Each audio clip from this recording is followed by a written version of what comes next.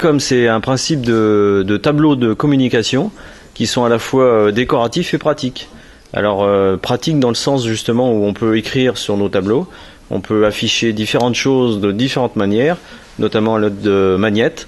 Et l'intérêt aussi, c'est qu'on compose nos tableaux en fonction de ce que nous demandent nos clients. On les personnalise. Les tableaux sont composés de modules qui sont d'ailleurs interchangeables, ce qui fait que le tableau est toujours évolutif. Voilà. Donc ça permet de communiquer ponctuellement sur des événements et puis de pouvoir faire évoluer tout ça en fonction des événements par exemple.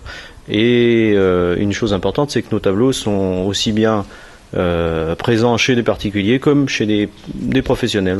Voilà, parce que chez les particuliers aussi, ça permet de changer le décor de sa maison si l'on veut régulièrement. Absolument, absolument. Et un tableau, on peut très bien le concevoir dans une chambre d'enfant par exemple. Et puis faire évoluer le tableau en fonction de l'âge de l'enfant, en changeant les modules et en les adaptant en fonction de ses goûts. Voilà.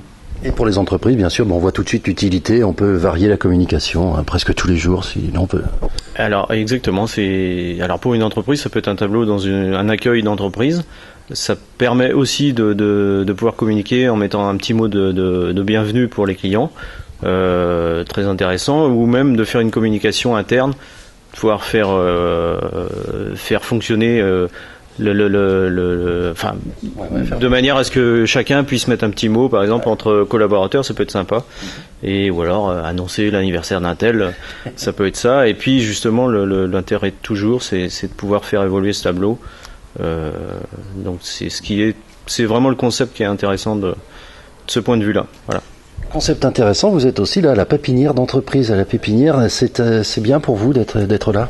Ah oui, alors nous ce qu'on voulait, c'est en démarrant cette aventure, je parle toujours d'aventure, moi je peux parler d'entreprise, mais c'est d'abord une aventure. Ce que je voulais, c'est pouvoir être soutenu et encouragé et justement de bénéficier de tout le réseau qu'apporte une pépinière d'entreprise pour pouvoir démarrer le plus correctement possible cette entreprise. Voilà. Vous existez depuis combien de temps? Alors moi, Tablocom, on l'a démarré au mois de novembre 2014 et on est à la pépinière depuis février 2015. Voilà.